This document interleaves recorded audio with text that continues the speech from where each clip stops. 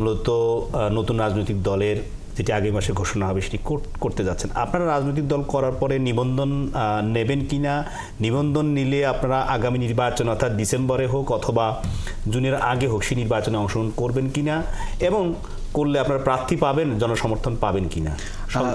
সংক্ষেপে আপনার প্রশ্ন উত্তর আগে আমি যেটা হাবিব ভাই যেটা বলেছেন আর কি, আসলে দেখেন মানে নতুন সংবিধান করা মানে এটি নয় যে আমরা ৭১কে অস্বীকার করছি। এই নতুন সংবিধান হচ্ছে এটা একটা ধারাবাহিকতা। ১৯৪৭ সালের যে দেশভাগ, ৭১-এর মহান মুক্তিযুদ্ধ, ২৪-এর যে গণ অভ্যুত্থান, এটার যে ধারাবাহিকতা, এই ধারাবাহিকতার প্রেক্ষিতেই কিন্তু নতুন সংবিধান। আপনার বিশ্বের অসংখ্য দেশে কিন্তু নতুন নতুন গণ অভ্যুত্থানের পরে সংবিধান হয়েছে। আপনার চিলিতে হয়েছে বলেন, আলজেরিয়া বলেন, আপনার ফ্রান্সে বলেন, বিশ্বের বিভিন্ন দেশে গণ অভ্যুত্থানের পরে সংবিধান হয়েছে। যে কারণে আমরা বলছি আসলে নতুন যে গণপরিষদ গঠনের মাধ্যমে জনগণের নির্বাচিত যে ক্যান্ডিডেট থাকবে, জনগণের নির্বাচিত প্রতিনিধিদের মাধ্যমে জনগণের ম্যান্ডেট নিয়ে গণপরিষদের মাধ্যমে নতুন সংবিধান হবে। যে কারণে আমরা বিশ্বাস করি যে এটি আসলে অন্য কোনো, এটি জনগণের স্বার্থে, রাষ্ট্রের স্বার্থে।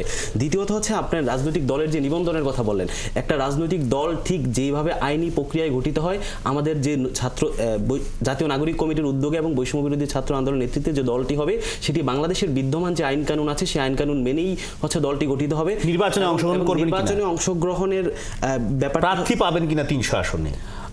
আমরা বিশ্বাস করি যে আমাদের যে নতুন যে দলটি যে আসবে সেই দলের হচ্ছে আমরা নির্বাচনের প্রার্থী কত হবে, আমরা প্রার্থী কোন কোন আসনে প্রার্থী দিব কিনা, এটা হচ্ছে আমরা এখনো সিদ্ধান্ত নেইনি। এখনো সিদ্ধান্ত নেননি, কিন্তু সিদ্ধান্ত এখনো হয়নি। নিশ্চয়ই সেটি দল গঠনের পরে কারা সেই দলে যুক্ত হয়, উপদেষ্টাদের মধ্যে থেকে কারা আসেন, এরকম কোনো আলোচনা আপনি শুনতে পারেন? যেহেতু আপনি একদম প্রধান উপদেষ্টার প্রধান জায়গায়, মানে রাষ্ট্রের একের প্রধান জায়গায় আপনি কাজ করেন, প্রধান উপদেষ্টার সাথে ডেপুটি প্রেস সেক্রেটারি হিসেবে সব কিছুই জানেন আপনারা, যে উপদেষ্টাদের মধ্যে থেকে কেউ কেউ পদত্যাগ করে নতুন রাজনৈতিক দলে যুক্ত হচ্ছেন, এরকম কোনো খবর আপনার কাছে আছে বা তথ্য আছে?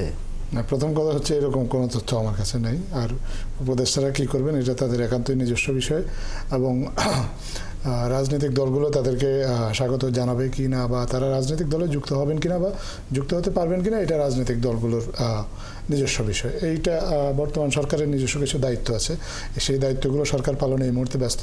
প্রথমত হচ্ছে সংস্কারের কাজগুলো আমরা অনেকটা গুছিয়ে এনেছি আস্তে আস্তে। প্রথম ধাপের সংস্কার তো শেষ হচ্ছে, এরপরে তো নির্বাচনের বিষয়, নির্বাচন শেষ হচ্ছে না। প্রথম ধাপের সংস্কার প্রস্তাবগুলো আলোচনার সামনে আসছে। আপনার যেটা শুরু সেটাকে আপনি যদি শেষ ধরে নেন তাহলে তার মানে আপনারা বলতে চাচ্ছেন যে প্রথম ধাপে সংস্কারের যে প্রস্তাবনাগুলো পেয়েছে কমিশনগুলো, সেগুলো রাষ্ট্রপ্রধানের কাছে অর্থাৎ নোবেলজয়ী ডক্টর মোহাম্মদ ইউনূস প্রধান উপদেষ্টার কাছে জমা হওয়ার পর সেগুলোর উপর আবার আলোচনা হবে? না, আবার আলোচনা না, আপনি একটা জায়গাতে একটু ভুল করছেন সম্ভবত। এখনো তো আলোচনাই হয়নি, তা আবার আলোচনা হয় যদি আগে আলোচনা একবার হয়। সংস্কার প্রস্তাবগুলো আপনার আসবে, কমিশন যে প্রস্তাবগুলো দেবে সেই প্রস্তাবগুলো রাজনৈতিক দলগুলোর সামনে উপস্থাপন করা হবে, এবং এই উপস্থাপনের জন্য ইতিমধ্যে একটা ন্যাশনাল কনসেনসাস বিল্ডিং একটা কমিটি করা হয়েছে, যে কমিটির নেতৃত্বে থাকবেন স্বয়ং প্রধান উপদেষ্টা।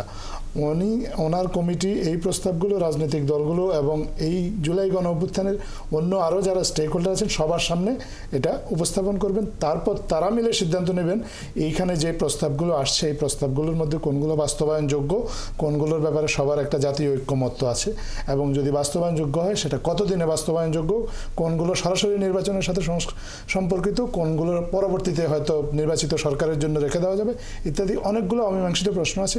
এই প্রশ্নগুলোর যখন একটা জবাব পাওয়া যাবে রাজনৈতিক দলগুলোর সাথে একটা ক্রমাগত সংলাপের মধ্য দিয়ে বা ক্রমাগত একটা ডিবেটের মধ্যে দিয়ে, তারপরে একটা সিদ্ধান্ত এসে তারপরে সরকার সেই সিদ্ধান্তটা বাস্তবায়নের দিকে এগোবে। নিশ্চয়ই সেই সিদ্ধান্তগুলো প্রধান উপদেষ্টা নিজেই হয়তো বা এই আলোচনা শেষে ঘোষণা করবেন, এবং জাতির উদ্দেশ্যে পুরো জাতি সেটি জানতে পারবেন ওনার কাছ থেকে।